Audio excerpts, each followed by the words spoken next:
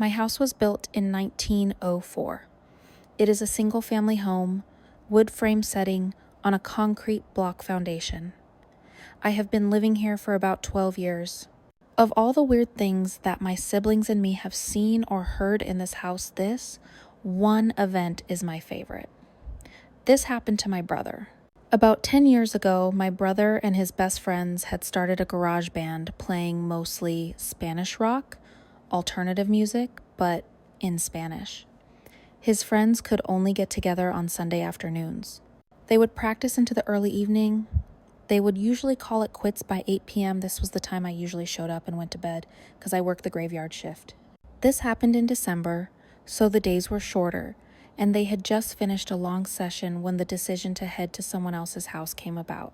My brother handed his car keys to his buddy so they could load up the equipment. Everyone had filed out of the basement. The tricky part was that they needed to walk all the way to the back of the basement, up the back stairs, through the kitchen doorway, down the hall, into the living room, and out into the front porch. Everyone was outside sitting in my brother's truck waiting for him. My brother was walking up the back stairs when he remembered that he had left his pancakes in a to-go container sitting on a speaker in the basement. He made the decision to go back. Now the basement is not clean. With full sight lines, there had been partitions made, and the boiler and main heating unit are right smack in the middle. It didn't have the greatest lighting, but the shadowy corners were lit up enough to see. In other words, there was no area or corner down there that a person could hide without being caught if he turned a corner. So after my brother walks back, he is about to retrieve his food container when out of the corner of his eye, he sees it. It is a shadowy figure right at his peripheral vision. This feeling of dread and uneasiness washed over my brother. We had been taught that if you are in the presence of a spirit or ghost and you felt a bad vibe, to say quick prayer or to cuss at it. My brother chose the latter. He basically just told it, "Hey, fuck you. I don't have time for this shit." My brother started to walk back out of the basement and briskly up the stairs, closing doors and turning off lights as he was walking out. The last light switch is on the opposite side of the front door. Luckily, the door was open, and the light from the street lamp was flooding the living room with its amber light. My brother said he felt something at his back, but at no point did he turn around. As he flicked the last switch, the living room went dark, as did the rest of the house. As he stepped out, he pulled on the door, closing it behind him, still holding his food container in one hand. He jogged down the few porch steps. He walked towards the front gate. Our house resides far from the main street, essentially having a large front yard, but no rear garage.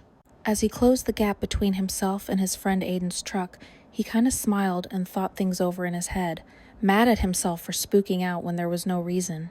He climbed into the driver's side of the truck, putting on his seatbelt and getting ready to pull out of the parking spot directly in front of the house, when one of his friends asked, "Hey, wait, what about your brother? Isn't he coming with us?" My brother answered, "What do you mean?" "He went to work early tonight. He is already gone."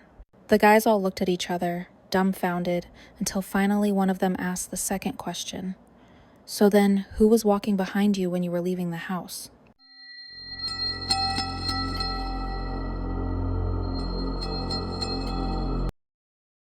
Was driving home with my family after visiting my sister who lives a town over. I was learning how to drive, had a pretty good handle on it, and my stepdad let me drive there to get used to winter highway driving, so naturally I drove back as well. The storm wasn't supposed to start until later that evening, so we thought it would be fine. It started snowing when we left, which wasn't terrible because I was capable of driving in the snow, but it picked up fast. We had just left town and were maybe 10 minutes into the drive before it became a complete whiteout. I'm driving in the left lane.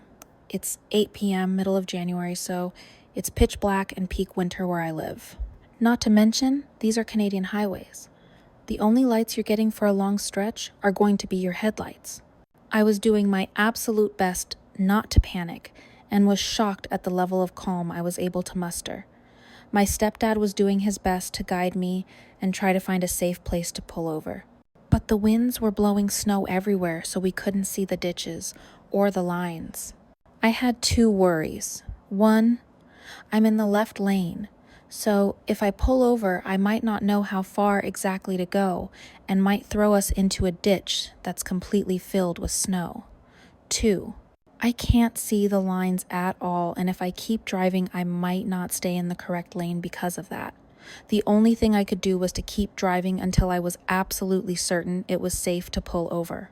I was using the rumble strips as my only guide since the tires were able to get a slight feel for them. Driving 30 km in a 90 zone. My stepdad is guiding me to the road his parents live on, so we can have a better place to stop. We passed maybe 8 cars in the ditch between my sister's town and my grandparents' road. At some point, the road was completely covered and the rumble strips weren't noticeable anymore either, so I was just going off instinct. I ended up hitting a sheet of ice at an awkward angle and spun out into the oncoming lane. Got control of the car, saw faint headlights, and said, "Yup, wrong lane. Shouldn't be here at all," and quickly but safely moved us back into the proper lane. My mom's in the back seat, freaking the hell out because we just spun out.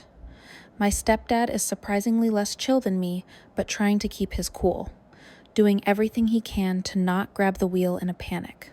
I can barely see an inch from the front of the car. Finally, we managed to get to his parents' road and pull over. We got out to switch places, and when I stepped out of the vehicle, the snow was up to my shins.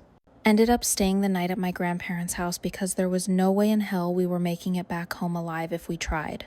Found out about 15 minutes after getting in that they closed off the highways to poor conditions. We had to dig our way out of the house the next morning to go home. I got to stay home from school that day since I was stuck out of town. Meanwhile, everyone else had to go in. It was my first winter with my learners and my first blizzard drive. If we had a smaller car, we never would have made it to my grandparents to begin with. I was terrified, but I was not going to let my parents know that, especially with my mom in the back seat scared. I never should have driven that night, but it helped me learn how to handle those kinds of drives later on, and I became a better driver because of it. It was a crazy trip, though, that's for sure. I'll never forget it.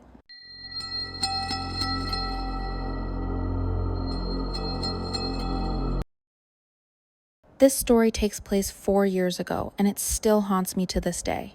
It was Christmas night, and my family were driving home from this fancy restaurant. I, unlike my family, wasn't tired, so the 45-minute drive seemed perpetua. After about 20 minutes of driving, my dad stopped at a gas station to get some cigarettes, and my sister, brother, and mother all got out to pee.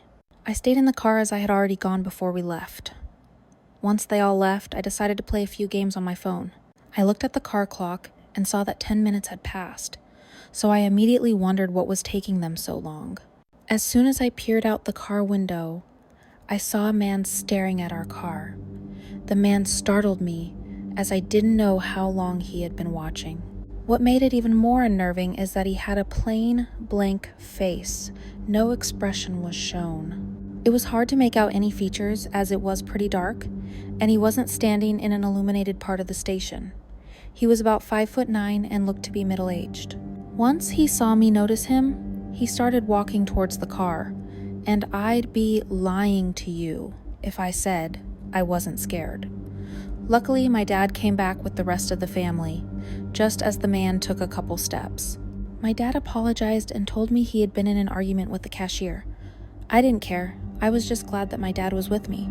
I took another glance at the man outside, and he was still staring, but this time he had an annoyed look on his face. We drove off, and for the rest of the car ride, I couldn't stop thinking about that man. This wouldn't have been too bad if it had ended there, but it didn't.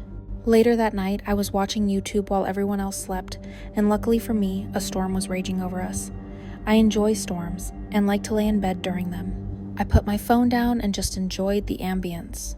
That didn't last long, as I heard something smash into the window behind me.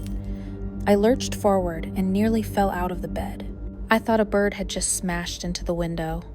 I parted the blinds, and what I saw next haunted me. I saw a man standing out by my parents' cars, looking up at my room. I took a closer look, and I nearly had a heart attack. It was the same man that I saw at the gas station, only this time, when our eyes met, he grinned. I screamed at the top of my lungs. My dad came running down the stairs and entered my room. "Why the hell are you screaming?" he said. I told him about the man, and I explained everything that had happened. My dad grabbed a baseball bat and told me to call the police. After 10 minutes, the police turned up outside our house and found the man in our shed. He got arrested, and that was the last time I saw him. The next day, my dad inspected the house and found the handle of our back door had been damaged, but not completely broken. This gives me an eerie feeling as if he actually managed to get in. He could have harmed us or possibly killed us.